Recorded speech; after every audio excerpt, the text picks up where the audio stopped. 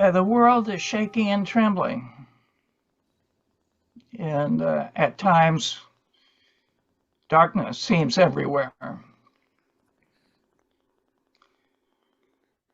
Remember, it's in the dark that light shines brightest.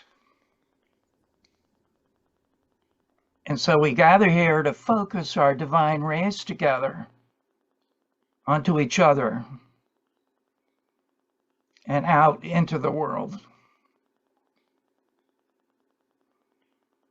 Instead of blaming the darkness and becoming its victim, we call in the light and uncover light in the core of our being.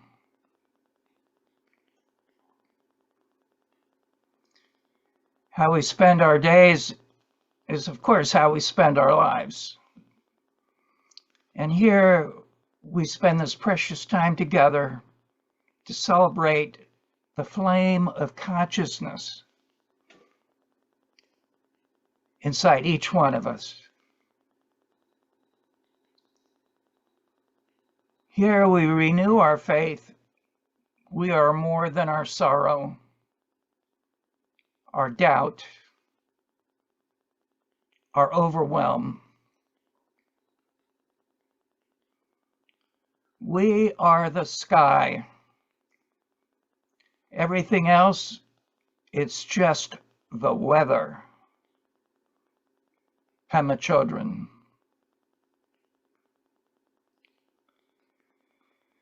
The Buddha and the guide agree. The only way to bring peace on earth is to learn to make our own life peaceful. And these precious moments together are seeds of peace falling on the fertile ground of our soul.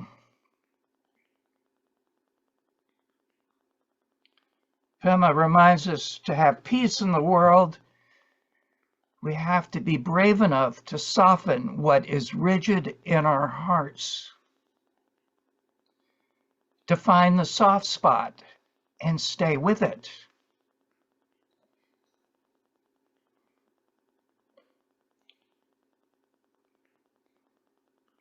Here, what we do together is go out with lanterns, looking for ourselves.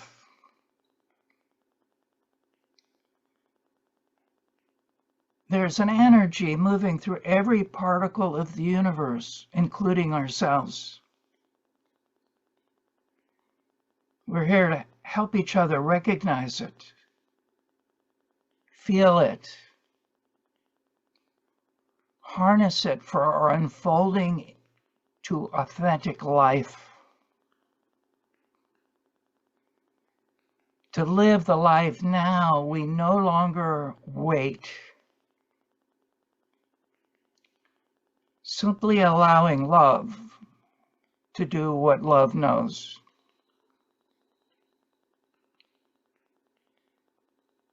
Love is not an emotion. It's a frequency.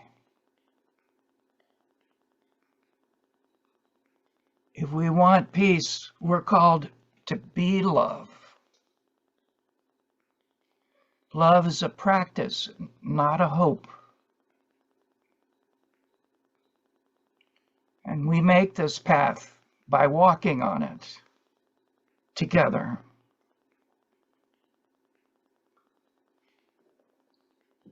Rumi says, give your heart to love. The rest is secondhand.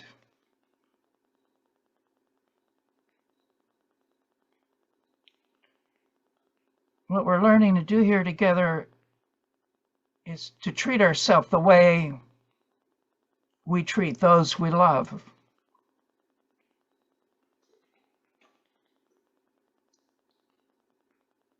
So let the eyes soften. Go inside.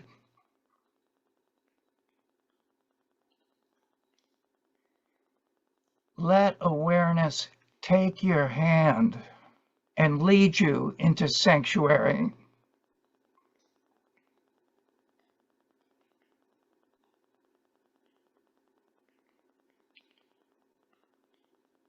No matter how long your journey feels like,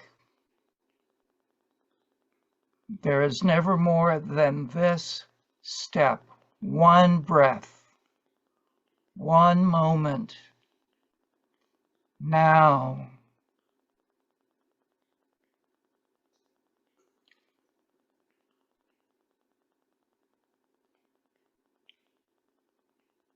There is a force inside you which gives life. Relax into that.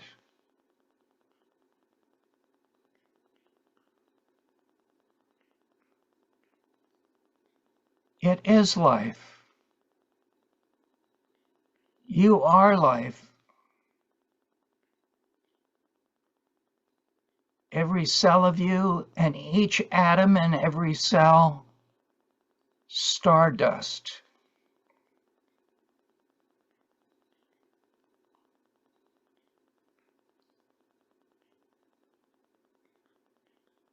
We've been here on Earth a short time, yet what we're made of has been here forever.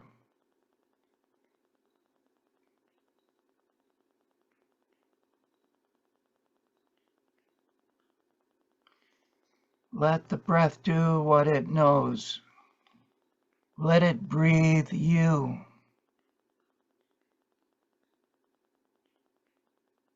There's nothing to do.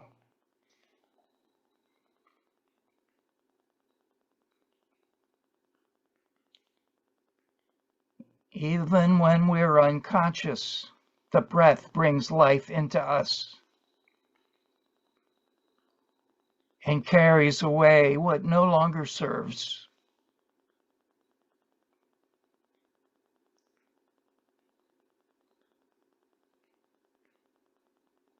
Feel the breath holding you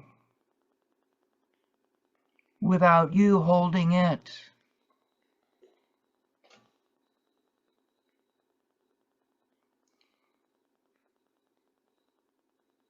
Feel it rocking you gently in its embrace.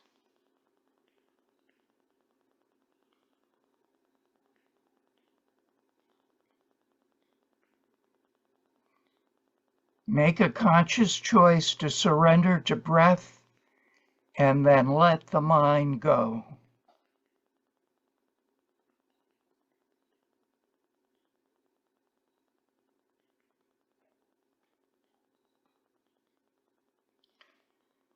Let the mind fall down into this soft, open awareness.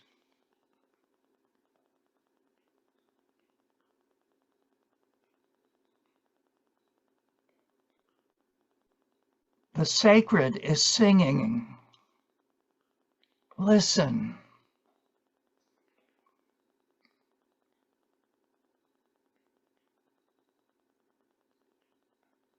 Whatever shows up, love that.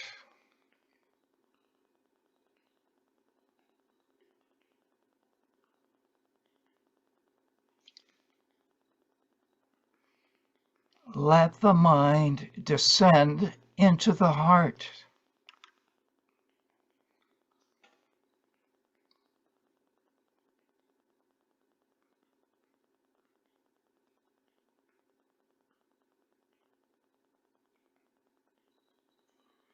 Listen to the silence. It speaks.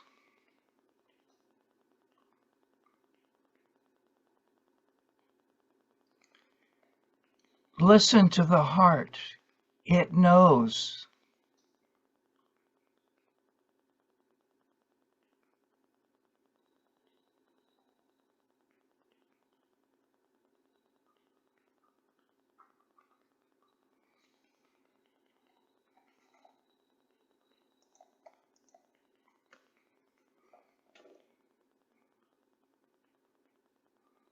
Taking a few moments here and just soaking up all the way down the grace that's here, the grace inside of us, touching the grace around us, the grace in each one of us touching each other.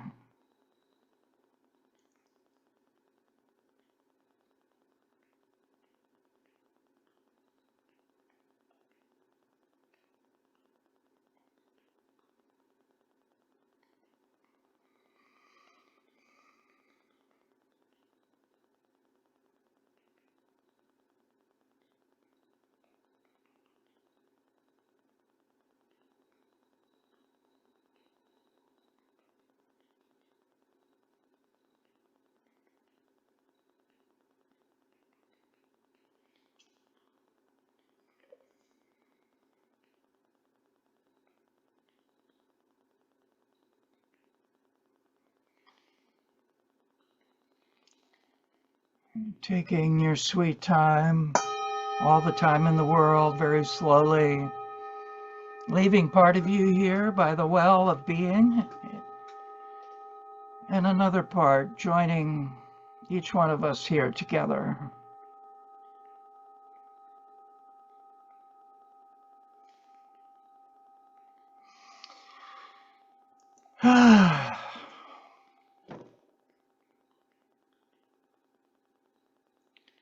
So we'll do our go rounds now, and the way we raise our frequency and vibration here together is by directly sharing our feelings without any need for a story behind them.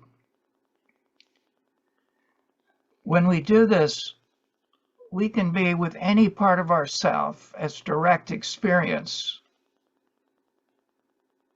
and with each other the same way. And just say your name and where you are on the planet so we can picture you on this planet that we share, and then just some words about what you're feeling right now, direct experience. And anybody can begin.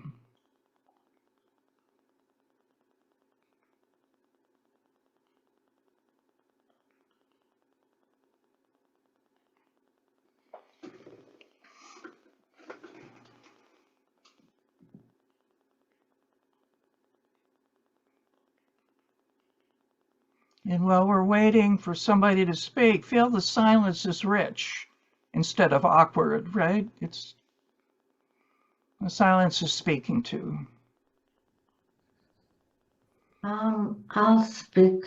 I live in South Carolina. My name's Kathy, and I'm really highly agitated, which is normal for me. But other than that, I feel pretty good. I don't feel bad or anything. I'm glad the weather's been nice.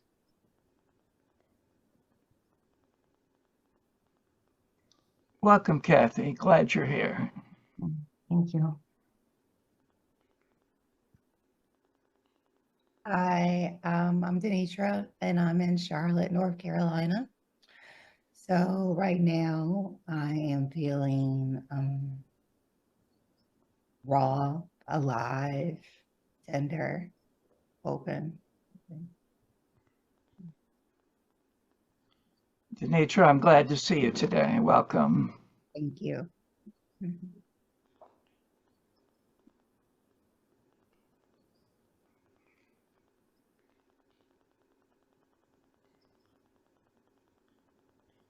I'm Bill. I'm in Charlottesville, Virginia. I'm feeling like I'm floating in a tide of gratitude, which includes this circle, and also for all the care I've gotten the last several days and getting knee surgery. So it's kind of liminal space for me. So happy to be here. Glad you're here too, Bill. Oh, well, I'll follow that. I'm Chris, and I am currently in Napa, California. A home base is Charlottesville, Virginia. And I'm feeling a lot of peace this morning. I really appreciate the meditation. I've been meditating and listening to Course in Miracles videos, and helped me really go deeper. And I'm grateful to be in a state of peace this morning. Glad you're here, Chris. Thank you. Hello, I'm Saida, and I live in Denmark. And right now I feel relieved and free.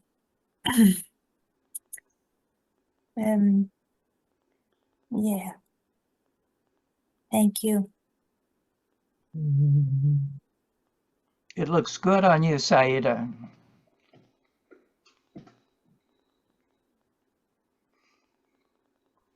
I am Dan, and I am in Richmond, Virginia. I'm very glad to be here with everyone. And I'm struggling a little bit with, getting out of my head. So looking forward to this meeting. Thank you, Dan. That is really an authentic struggle, our greatest struggle.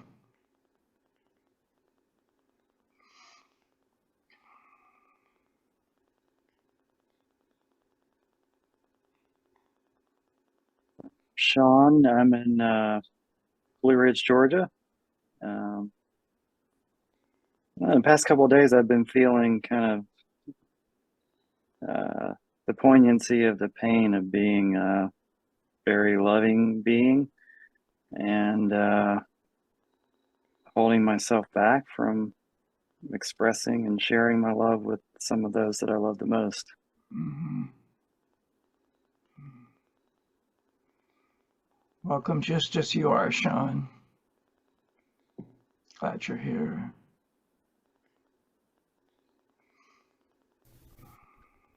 Hi, I'm Don. I'm in Linden, Virginia, and I'm feeling grateful that a lot of the medical problems and procedures I've felt in the past year are behind me, and I've had sort of a respite here, so I'm very grateful for, I guess, good health.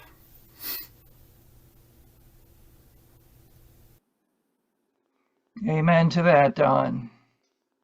Glad you're here.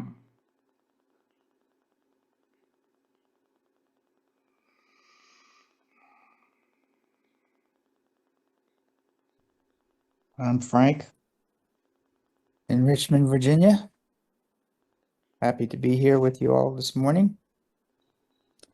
But in truth, I've been feeling angry and sad a lot.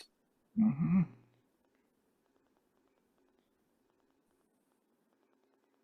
It's a good place to bring those.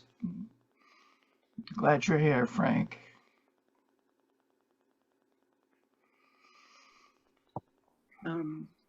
My name is Sandy, and I'm in Minneapolis, Minnesota.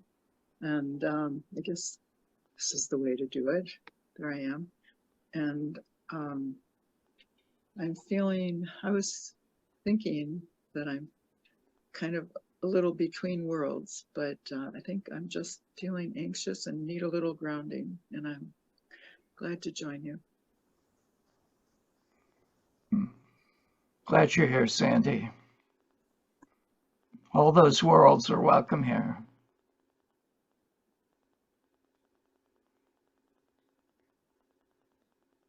My name is Elisa, and I'm living in Florence, Italy.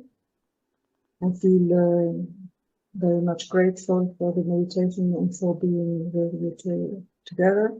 At the same time, I'm struggling with my health. I had not a good night, and it's a long time I have health issues. Mm-hmm. And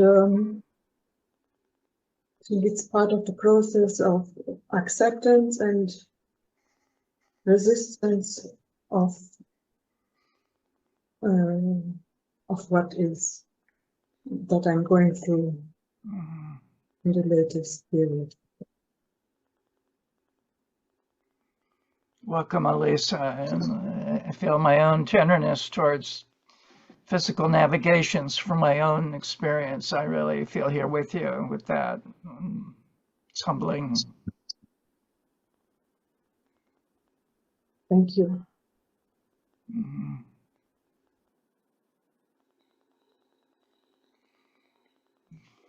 I guess everybody's gone.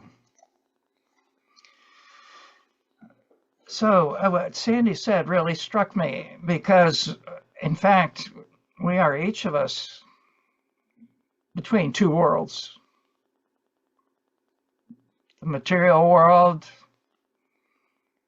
being on the planet Earth, and the spiritual world that is a part of us that is timeless, that knows what unity is like at the deep level. And really, the spiritual path is learning to love each and both of those realities.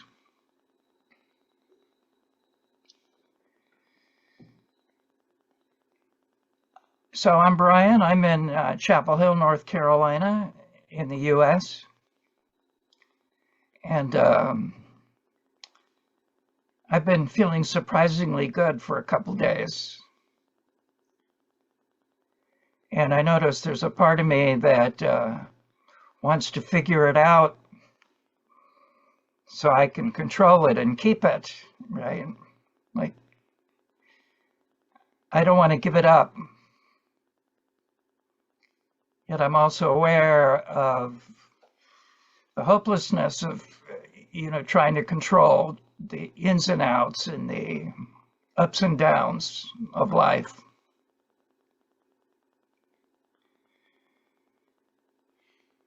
And what I wanted to share today is that we don't need to know what is happening or where it is all going.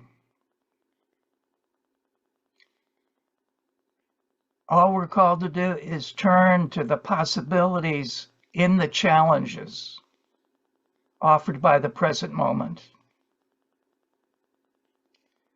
and embrace them with courage, faith,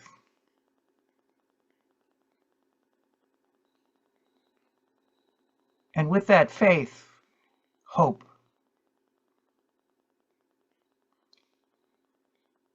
The human experience works when we bring all the parts of it together.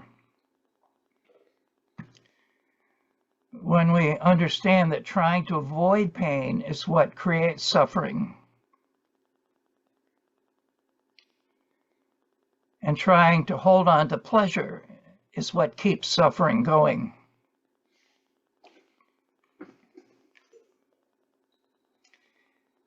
Alan Watts says, trying to define yourself is like trying to bite your own teeth.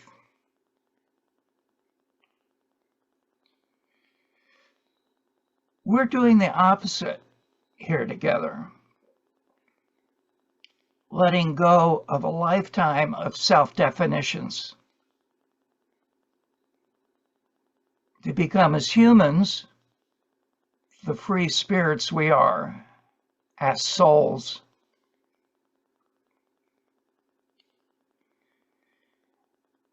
And we're wanting to use the mind instead of it using us.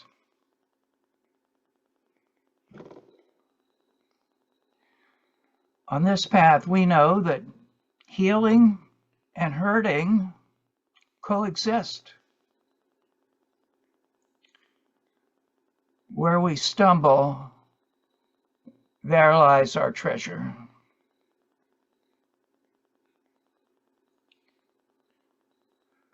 We can completely trust whatever is happening, not because of any result in our favor, but because whatever is happening is the solid ground. So even if the news is bracing and rattles us to our core, turning to it instead of away is solid footing.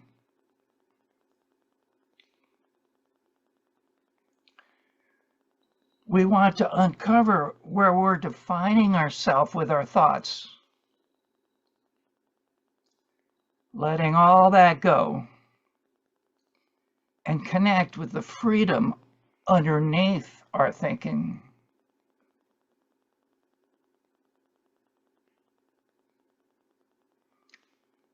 The heaviest load is what goes on in our head.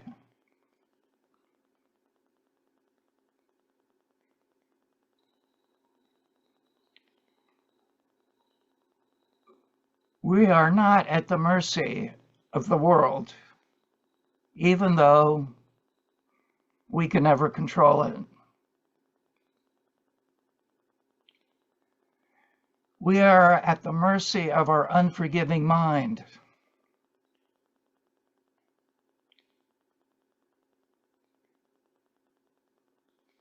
Our mind left unattended makes prisons. Yet when we use the mind in service of the real self, it also gives us keys to get out of that prison.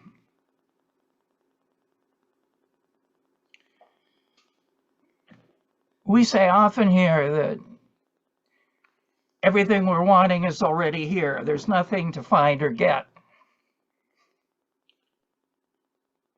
What does this apparent riddle really mean? If it's already here, where is it?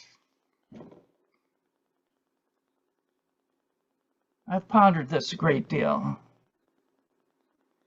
And what I've come to see is we're raised and trained from our earliest moments in meritocracy, the belief we have to earn happiness,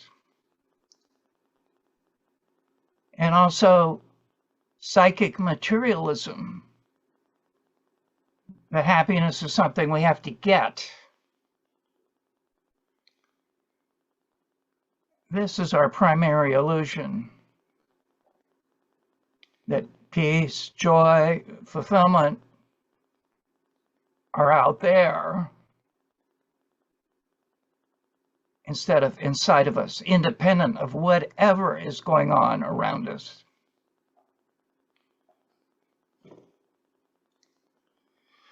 So any place we turn away from what we want to avoid is what keeps us disconnected from our essence that is self-generating, self-augmenting, self-fulfilling.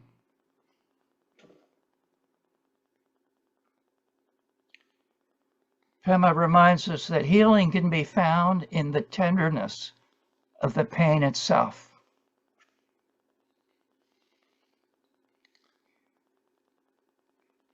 Especially these days, be watchful for overwhelm,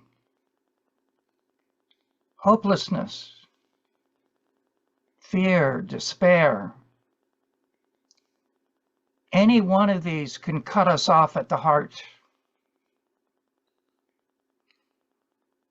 The very place that is our sanctuary.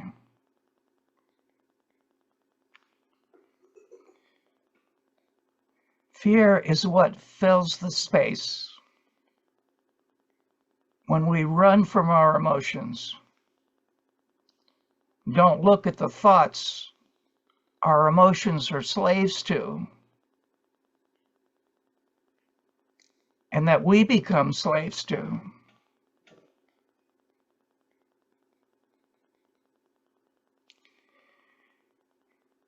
It's not what we say out of our mouth that determines our life. It's what we whisper to ourselves that has the most power.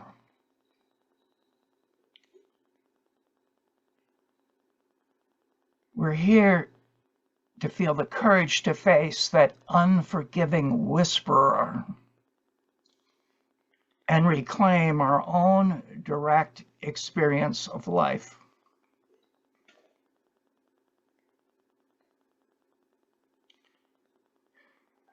Our pain body is rhetorical, not factual.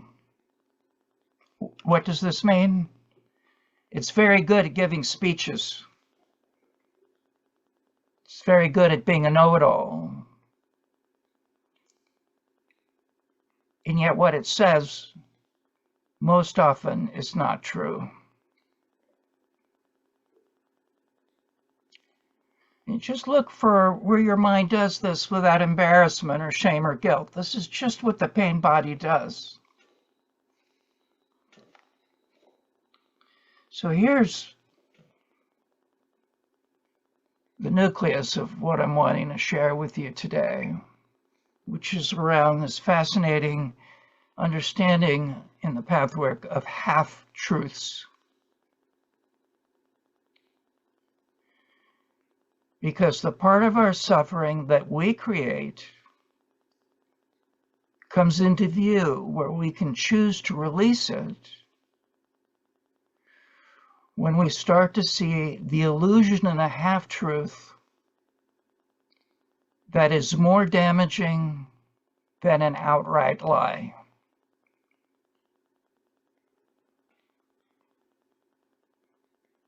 What makes a half-truth so damaging? Well, part of it is true. Yet part of it is something else, with an agenda from the unforgiving mind that will bend anything to suit itself, no matter how it makes us suffer.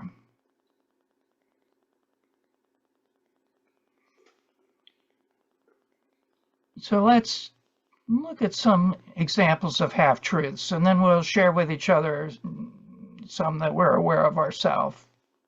So here's one. I know this behavior pattern is hurting me, and I'm still doing it. This is true. What's not true is that it means I'm weak or unable to free myself. The truth is, I can get closer each time I ride its merry-go-round.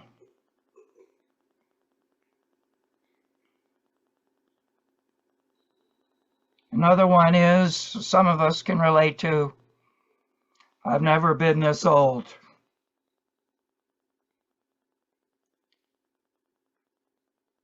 Yet we overlook, right now, I'm the youngest I'll ever be.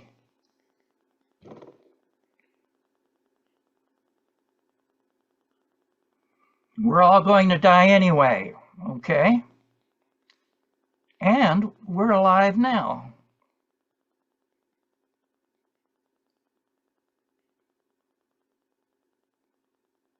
How can I tell a half-truth? By how it leaves me feeling. If it's not loving, it's not the truth. If I don't feel calmed and encouraged, it's not the truth.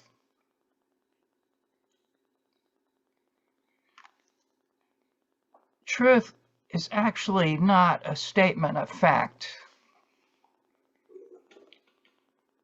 Truth is an experience of openness.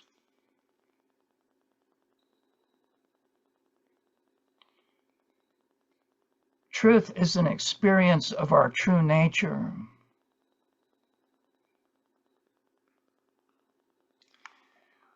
And wisdom comes from the mental and emotional freedom to see what's actually going on instead of what our fear and defenses insist. Remember, the mind is always making up excuses to avoid its own responsibility.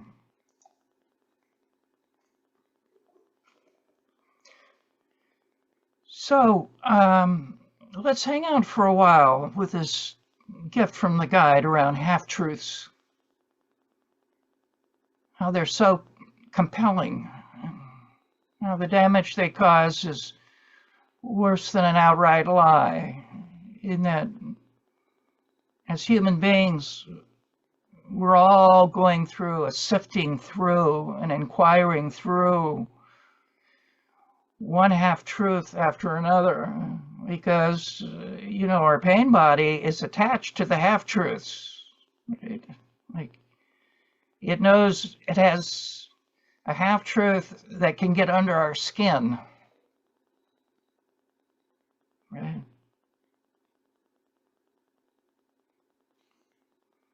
So if you have any questions, what's really a half-truth? If you have some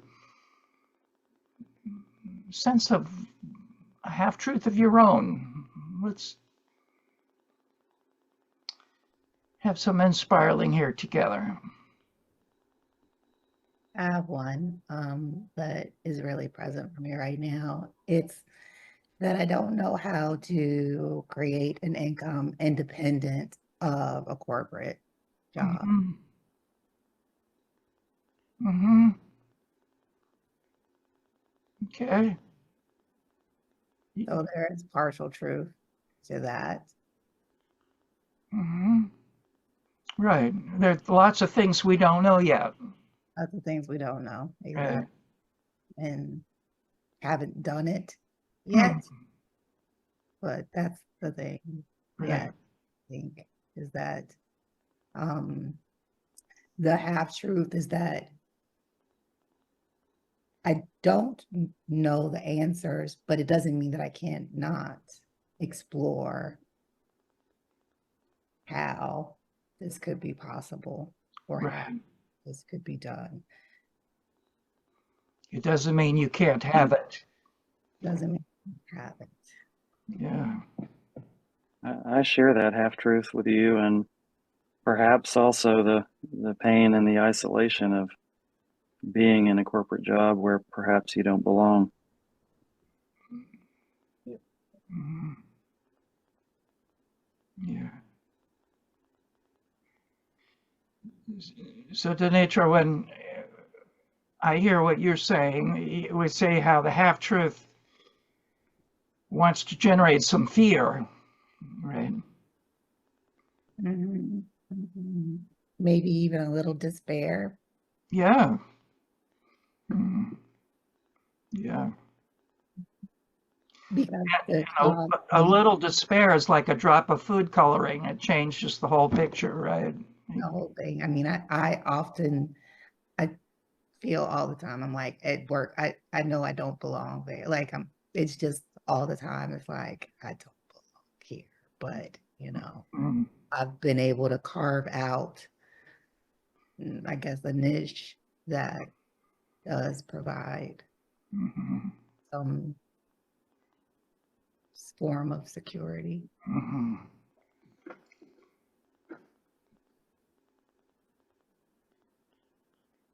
If I leave it, I'll never be able to replace it. Yeah. I'll never be able to make what I make here on my own. Mm-hmm.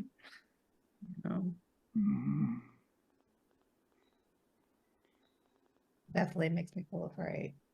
Mm-hmm.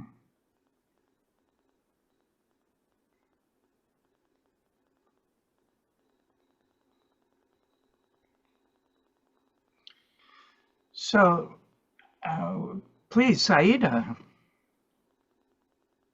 Well, for me, health truth is being in a dualistic state instead of being in a unitive state, and becoming aware of the possibility and using my free will to be willing or not to be willing to change it, because the possibility is there. And very much related to what Sean had said about having and working in a place where it feels like you are not you don't belong to.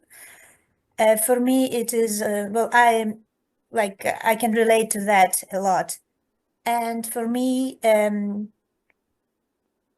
it is very much connected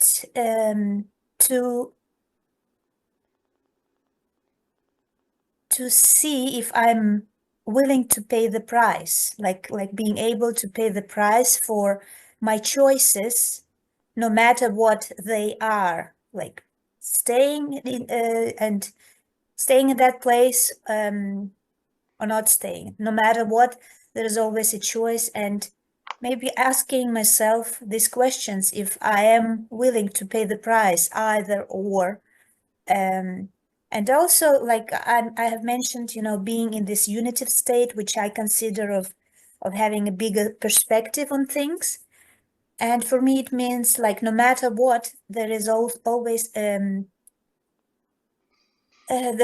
always a possibility to be in this learning process and self-development. So yeah, Mhm. that's what I had to say. And thank you. Thank you, Saida.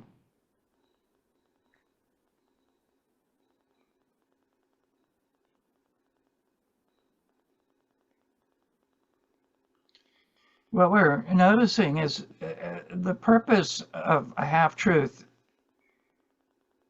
It's not to help us, it's to discourage us, right? It's to keep us down, because the half-truth is actually coming from our lower self. Right? And all it knows is separation. What we say in the half-truth is the lower self that knows us so well, knows every hairline crack in our resolve, right? It's very skillful at packaging the half-truth in a way it can just take our breath away, right? Half-truth is often designed by the lower self to be very hard to argue with, right?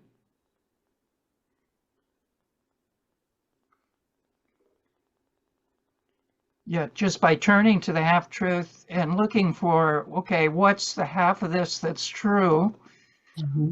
What we end up doing is collapsing the field of the half-truth's hold on us, right? Because remember, the half-truth is saying something that we find really discouraging, hard to deal with, demoralizing, right? So the impulse is to turn away from it, where it just pursues us endlessly, right? And just by turning to it and going, okay, I see that part. And what's the bigger picture here, right? And what I've noticed is that this practice with the half-truths actually helps me with my main image and my great pain in life that I've been carrying since the beginning of this incarnation, that there's something wrong with me. I mean, really, something wrong with me. Right? Like, I'm not like everybody else that can just sort of like move through life, right? I can't walk in a straight line in life. Well, the truth is I'm not perfect. I'm a human being. That means I'm not perfect. And that feels softer. That feels more understanding. Oh, I said something stupid to somebody I love and it hurt them. Oh, I can feel sorry now, right? Instead of like, that's not what I meant, and oh no, why did I do that again? Or you see all that defensiveness that entrenches our separation within ourselves. So with the half-truth understanding, we can look at anything, no matter how bracing it might appear on the surface.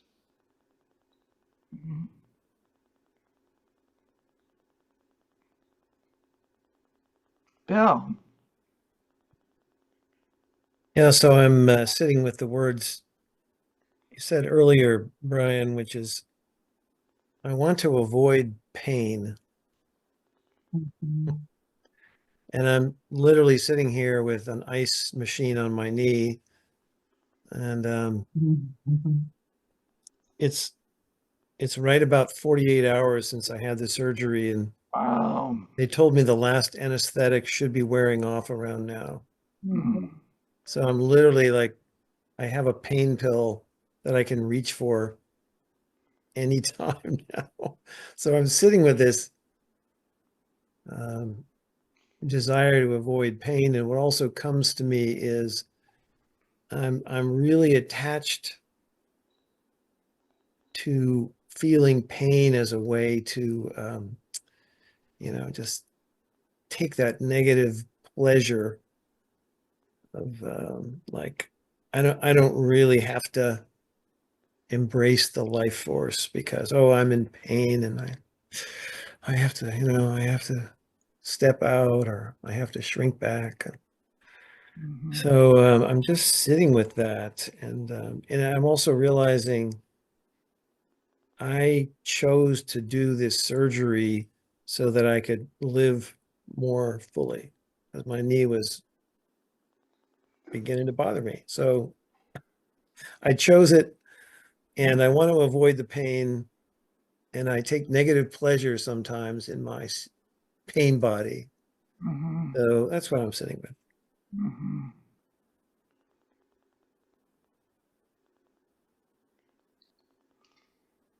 Bill, you're looking so good for just 2 days out. I would be curled up in the fetal position. Well, that's where the river of gratitude comes in. I feel like I just been Mm. when my surgeon came to me, in the prep room, she said, "Would you like to pray?" And I went, "Yes, ma'am." Oh. So I've been getting a lot of, divine help. I don't know, wherever that comes from, I've been getting some. And so, that's the real upside of this whole process is people just sort of show up, provide some kind of care, angelic or otherwise. Mhm. Yeah. Hmm. Well, I'd like to jump in first of all and say blessings to you, Bill. I'm a year out of my hip replacement surgery, and grateful to have had it. And I think we had the same surgeon because my surgeon also asked to pray, and I bet it was Dr. Megan Swanson. I'll just say Yes. that. Wow. You said that. Whose maiden name is Thunder, by the way. She was Yes. Megan Thunder. Yes. Yes. Yes. Yes. Yeah. So I'm sitting here thinking about how my concerns fit into the half-truth concept that we're talking about. Because my thing is worry, like I can give you a list of worries. I'm afraid. I can a list of afraid. I'm afraid for my financial security. I'm afraid when I get back to Virginia mid-May, I'm not going to be able to have enough time to get my house together. It feels overwhelming. Blah, blah, blah, blah, blah. I could go on and on with, those kinds of fears. And small ones and big ones. And I do notice this is something actually, my pathwork helper is really helpful, but that I have a pattern. I mean, I'm a worry person. That's living my sort of issue has been sort of pervasive anxiety, which I've come a long way, believe me. But I guess I know that it's like when I pause and I attend to bringing some comfort to myself. It usually almost every time things work out, but I still live with the discomfort of this worry. So I'm not sure how I put that into the concept of how, it's true that I haven't, that getting my house together when I get back to Virginia will be a big job. That's true. There's a part of me that doesn't trust that I can do it successfully in the time frame I have to do it. It feels overwhelming. So, I could go on and on. So I'm not sure how that fits into the half true. Like it's true I have a lot to do. It's true it's, Yeah. it's true it fits into my financial security, blah, blah, blah, blah. That's all true. I worry, I guess, that I'll be able to do it successfully.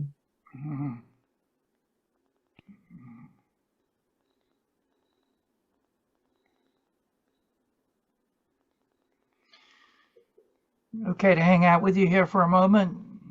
Chris? Yes. And I realize I'm speaking to someone who has a lot of professional experience dealing with anxiety with people very successfully, right? I mean, I remember what we were holding a few months ago, that really at the root of our fear and anxiety is this fundamental human trait that the human mind seeks certainty, right? It wants to know what's going to happen. And here, for you, like for all of us, we don't know what's going to happen. And of course, that's going to stimulate our fear that says, because I don't know what's going to happen, I can't control what's going to happen, and it's likely not to be in my favor somehow. I'm going to fail or what the government is. I feel personally some fear about my financial security, just, blah, blah, blah. Yeah.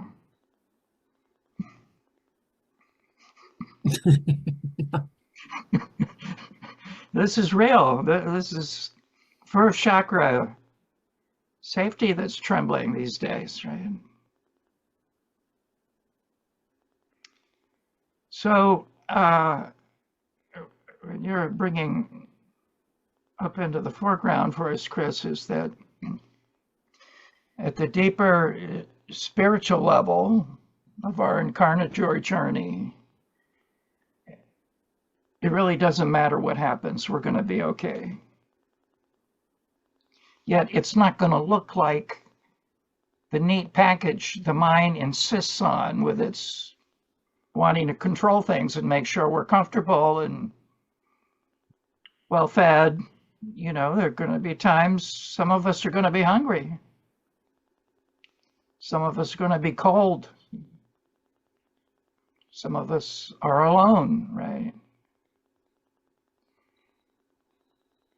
Yet, the upside of our journey is this fundamental truth that whatever happens, all we have to do is turn to it and be with it the best way we can in that moment, no matter how messy it looks or how painful it is when the medicine wears off, Bill, right? Like,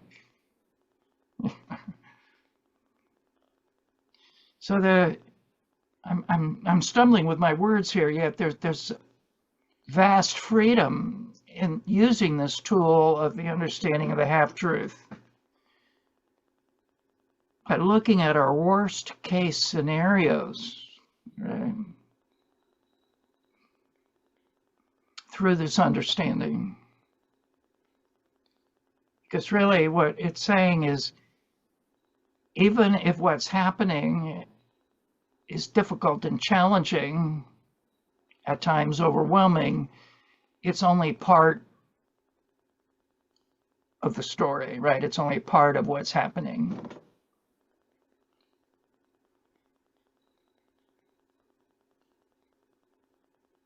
So what is that other part in the difficulty that we're facing, right? Well, it's the incarnatory journey.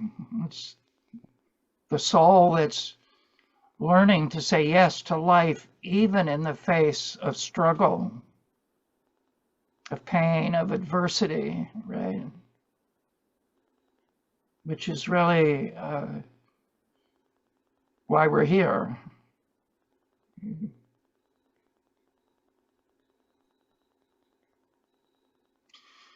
So as we've heard here before in our gathering, that the very things that appear to be obstacles are the stepping stones, right? because it's not the easy stuff to turn to that brings transformation. It's the most difficult part of our life that turning to and saying yes to that brings transformation, that brings change.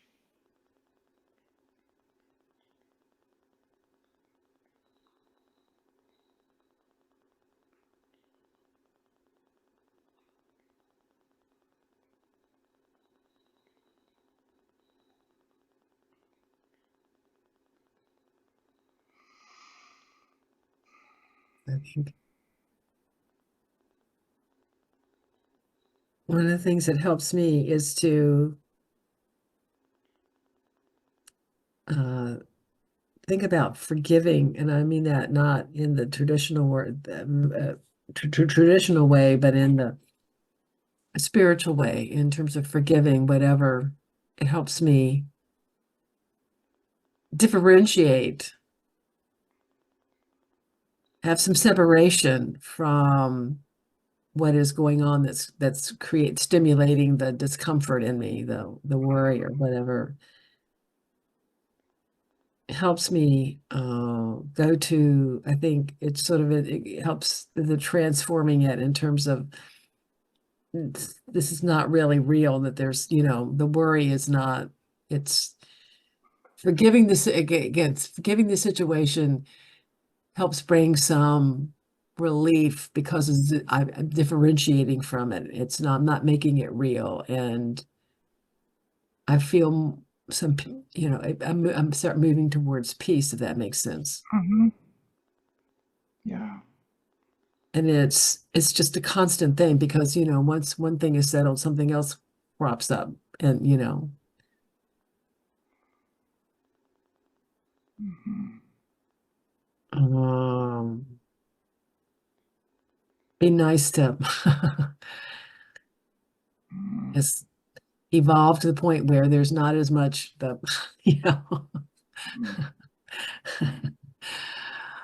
up and down with it. But nevertheless,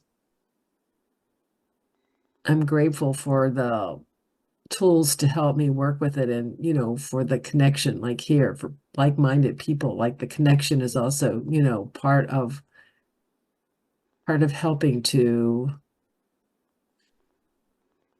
transform it, to settle it so that it doesn't become, real.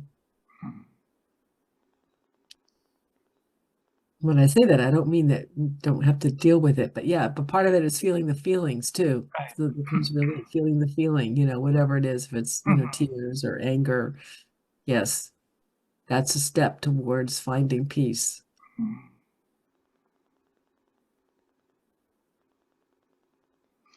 So, we all have serious challenges in life. Emotional, mental, physical, spiritual. Yet the half-truth is that if it doesn't work out, we failed somehow. You see? And that's what creates our fear and anxiety and robs us of the opportunity of just turning to whatever is right there in our face with an openness that says, okay, here it is. I'm just going to do my best. Right? And then I'll do that again, the next thing after that, and the next thing after that, right? Like this illusion that there's something wrong with us. It's going to cause us to fail, right? Is a half-truth. Right? Denitra, did you raise your hand, please? No, it got me thinking even about, what I said about that feeling of I don't belong here. Mm-hmm. There's truth in that as well, Mm-hmm. and now I'm kind of looking at like that you explained this pain body and sort of like its MO. It's coming at me in from a lot of different perspectives to keep me boxed into creating the same thing, experience, maintaining a thing from different things. So I say, well, I don't know how to do this yet, but I can learn. Oh, but you don't belong here at work. So then now if I don't look at that as a half truth, then even if I'm learning these other things, by believing in this other half truth, I continue to create a situation where I have to continue to stay there to prove that I don't belong there. And you know what I'm saying? It's really interesting that it's just trying to cover me from so many different ways in which they sound true, you know? And I wouldn't think to question, oh, I don't belong there, because I think I've probably felt that honestly that way my whole life. Felt that way about my family. I felt that way just about every environment I've ever been. I don't really belong here.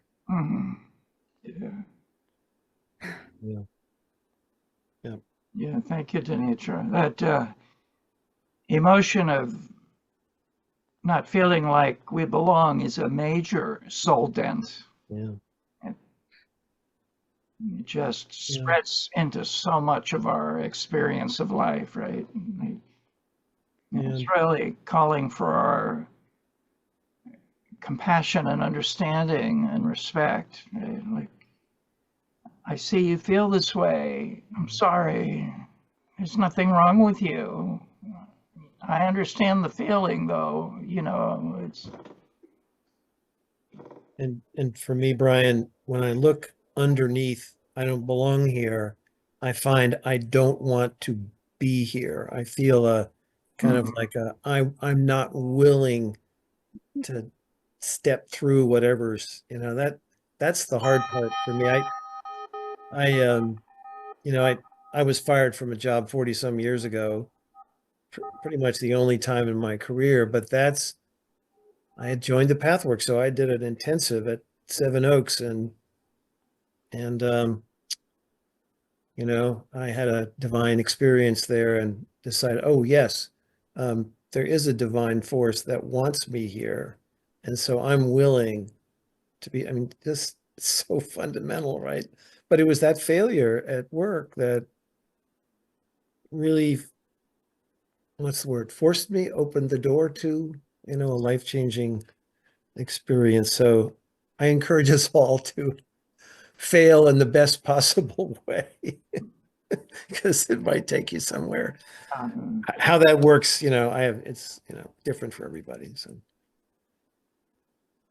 thank you, Bill.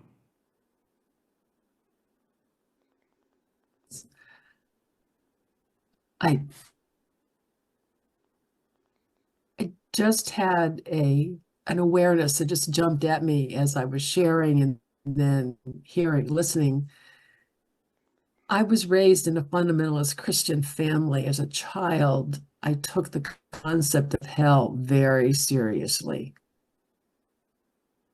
And it's so far behind me that it's like, that's like, I mean, I never think about that, right? That's not, but actually acknowledging that there's maybe a child part of me that believes I'm going to or supposed to experience suffering actually helps bring some relief. I just kind of had that, you know, like acknowledging that is a really deep part of my early childhood, and I know how powerful those imprints are, and yet, so I'm just sharing that it's, you know, oh yeah, it's not true.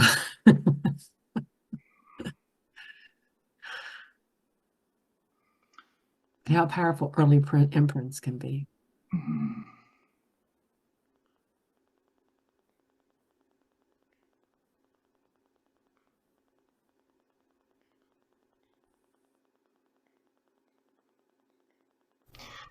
What you say brings to mind that phrase that hell is not a place we go to, it's a place we go in and out of, right?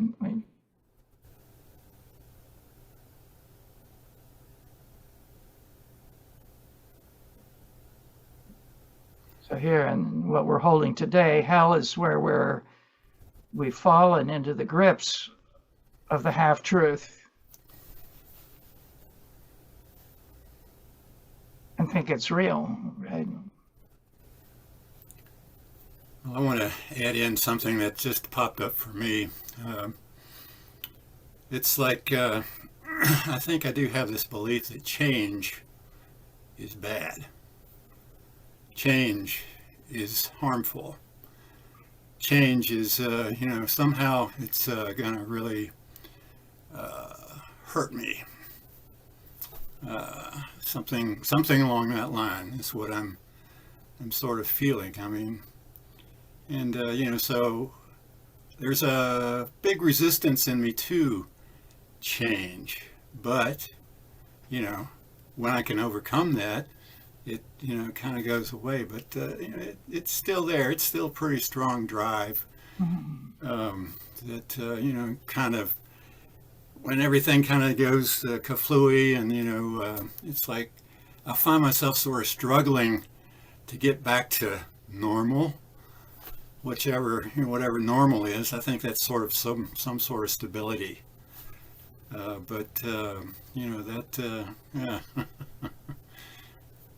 Grappling with change, it's a big thing for me. I feel my respect for that part of our humanity. Where as the human part of us craves certainty. Well, stability, yeah, certainty, right, exactly. What's the weather tomorrow? I want to see the weather report, right? I want to be ready. I want to brace myself. Carry my umbrella.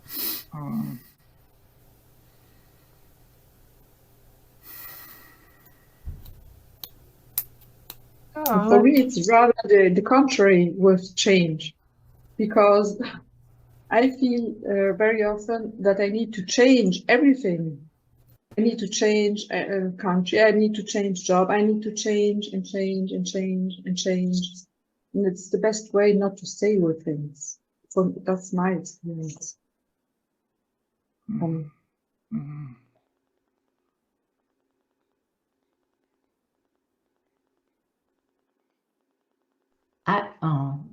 I wanted to say that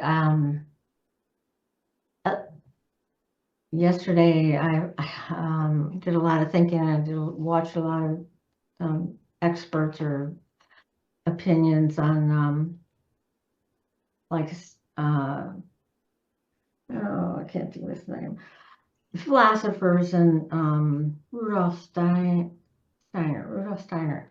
That's what I've been focusing on, and just the fact that this whole world, to me, the way things. I mean, I'm a recluse because and so I don't have to deal with the world. So I forgot how it operates, more or less. I live in my own world, which really gives me a lot of peace, but more than I had out there. It's just, there seems to be so much more once we get out of this life, or maybe it's just a journey. And this time here, it's all half-truths. If you're just living in what you can see or what people are telling you, and that's my opinion, that's the only way I can have peace of mind. But as far as half-truths, I've always, I lived in I was really attacked my whole life. So I always focused on the truth because I wanted to know what was going on. And so I feel like I don't have a lot of problem with fooling myself, because my life is so simple now, but I'm always searching for what was ingrained in me that is false, that I know it's false, and I want to know what's true. And I think that I just feel a lot better about future things. I like when you die and you come back to life as something else, you know, that reincarnation, you know, embracing that, that belief brings me more comfort than just think, you know, anything else. Thank you, Kathy. And if you have your video turned off on purpose, that's okay, but just know that it's off. Okay. If you want to keep it off, that's all right. There you go. Thank you. All right, who hasn't had a chance to share yet? Like, you let yourself be surprised by the sound of your own voice. I just want to make an observation about this half truth.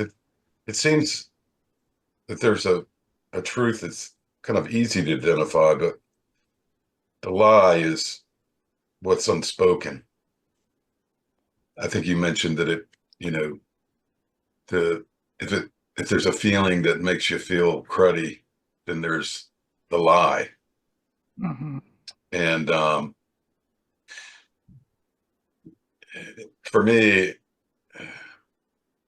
it's usually some internal struggle, you know, which comes down to, I can't, you know, I'm stuck. I can't, Mm-hmm. I don't know what to do. And, you know, I think I guess it's a lie, or the misconception, I think, is, you know, born out of my, you know, conditioning, my holding environment. But I do still think it's important to face the pain of that lie or that misconception very clearly, and to kind of, you know, find in it what needs compassion and kindness. Mm-hmm. I find that if I pay lip service to that, there's no compassion available, Mm-hmm. and it'll recycle, Mm-hmm. and kind of restart again at another time. Mm-hmm. Yeah, that's kind of my experience. Mm-hmm. Thank you, Dan. And is there some content to the lie that you're noticing here? Like, can you speak it? Well, I definitely can relate to, you know, I don't belong. There's something wrong with me. Mm-hmm. There's something wrong. I can't figure it out. Yeah. And I've worked with this and struggled with it long enough to know that, you know, it's an image. Mm-hmm. There's no truth to it. Mm-hmm. But as you mentioned, there's a pain body aspect that lives in me. And I think it's the attending to that pain body in a way that's not, well, that's compassionate or kind, Mm-hmm. at least not forcing. Mm-hmm. That seems to be the edge for me. Mm-hmm. And, you know, I know you were asking for a specific example. You know, it's just, I'm getting older, you know, I have thoughts. It's like, you know, I can't deal with getting older. You know, the more capacity I lose to take care of myself, take care of things, you know, there's that whole lie, I guess, this assumption that I can't deal with that, or I won't be able to deal with it. Mm-hmm. It's very strong. And Yeah. but I won't be okay. Yeah. I recognized this goes way back. This goes back to the earliest days of my life. You know, it's like, I can't deal with this. Mm-hmm. It was difficult, you know, alcoholic family, needs not being met, dashed expectations, great disappointment. Mm-hmm. So I see how that informs my current way of looking at things. Mm-hmm. It seems to be about recognizing it as an untruth, or certainly something that I may have experienced in the past, but is not necessarily something that is certain to happen in the future. Mm-hmm. But it's really about finding myself in present somehow, and not being so caught up in my image or my misconception, Mm-hmm. the lie.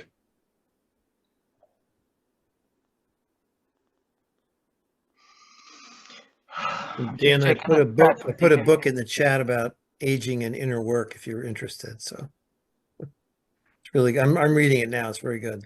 Mm-hmm. Thanks, Bill. Aging is the great humbling and also the great bestowal of a blessing at the same time. The second part takes a while. The first part is right in our face. Right? Frank. Yeah. I think that my half truth is connected to sadness, my avoidance. I'm okay with mad, glad, and afraid, but I'm not okay with sad, because I think that maybe sad is going to lead to depression, and depression is going to lead to turning off the switch, giving up the fight, Mm-hmm. so to speak. Mm-hmm. So, that's where I'm at with this whole thing. Mm-hmm. Okay to hang out here with you for a moment? Yeah. So what you're sharing, we all have our own unique version of what we don't want to feel, right? Like you're no different than any one of us here. Yet there's a truth in what we don't want to feel, that we feel if we acknowledge that truth, then what we don't want to feel will take us over. Right. And it's that avoidance that keeps us wedded to that fear of what we don't want to feel, right? So I don't like being told I have to feel what I don't want to feel, because I want to make the choice. I want to decide. I don't want to do it just because you tell me it's good for me, right?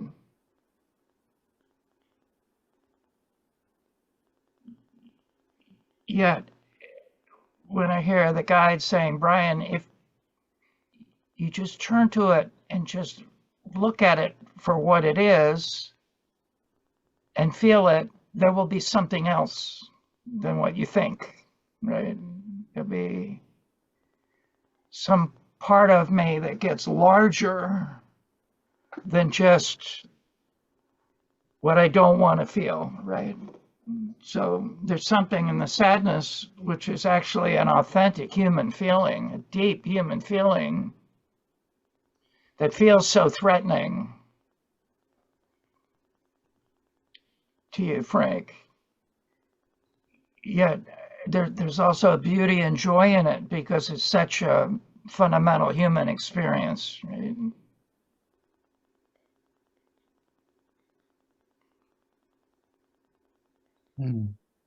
So the truth is your sadness is real. That's the truth. Yeah. Just by avoiding it is not going to make it unreal. Mm-hmm. Yeah. Yeah. We want to bring compassion and understanding and patience to the part of us that we each have that doesn't want to feel that certain feeling we just don't want to feel, right? Like it's not a fault or a flaw or a character defect. It's something in us that needs us, that needs help at the highest level. Right?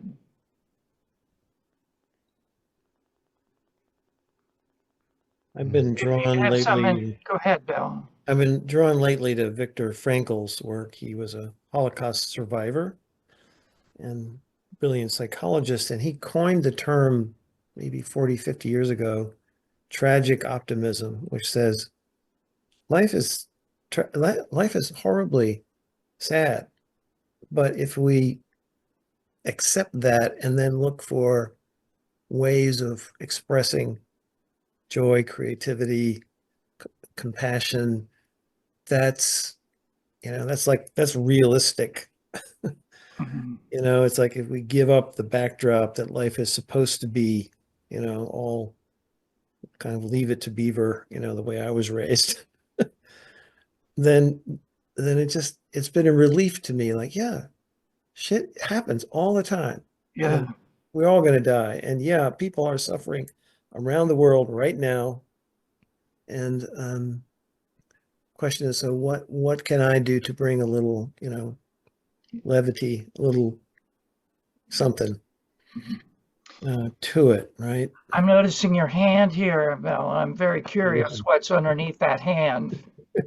That is Frank's, your version of what Frank doesn't want to feel like. That part of my chest that I wasn't really connected to for, many decades. Mm-hmm. Still, I forget, but Mm-hmm. spending more time there lately.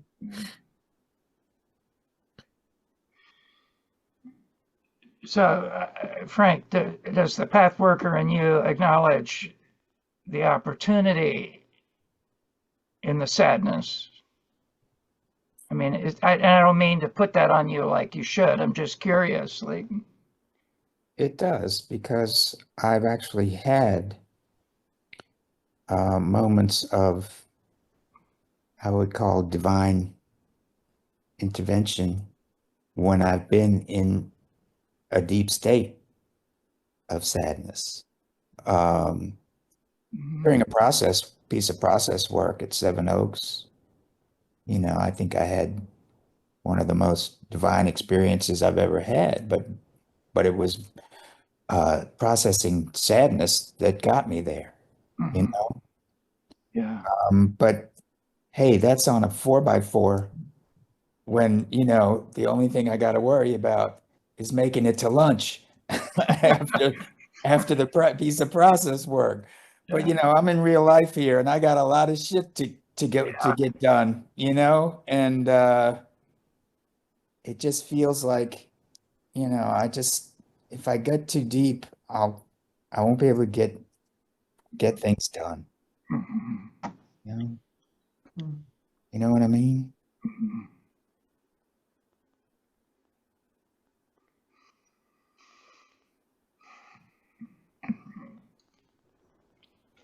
I'm going to refer to Thich Nhat Hanh here. When you have pain within you, the first thing is to bring sweet mindfulness to embrace the pain. I know that you are there, distress, my old friend. Breathe. I'm taking care of you now.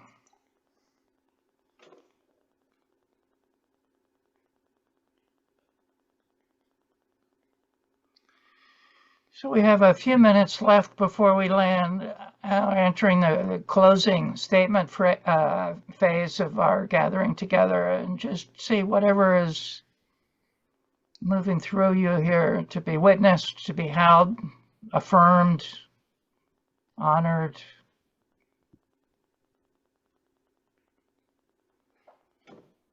On a positive note, I think I'm more resilient than I fear that I'm not. Mm-hmm.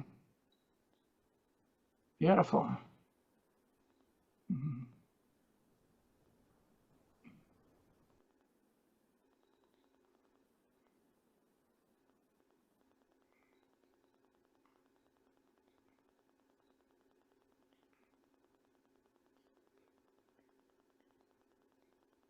So Short. for me,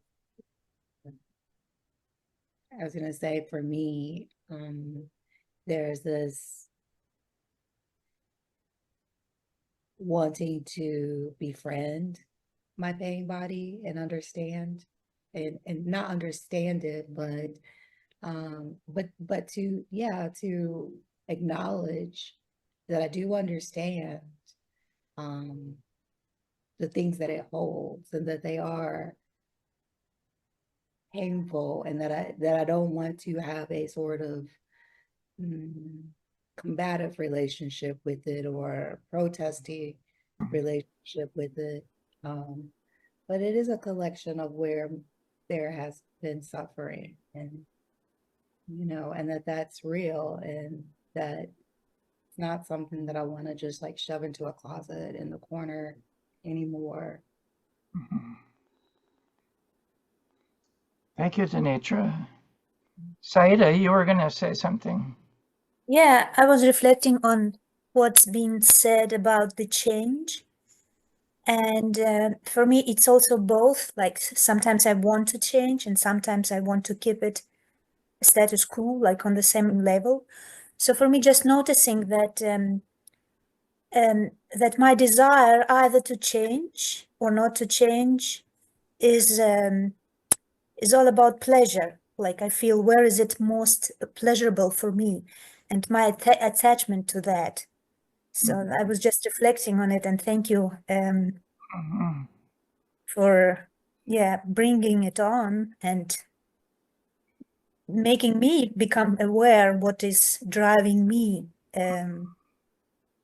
So Beautiful, Saida. That's the gift of being here together, is things coming up from vagueness where we can see them. yeah.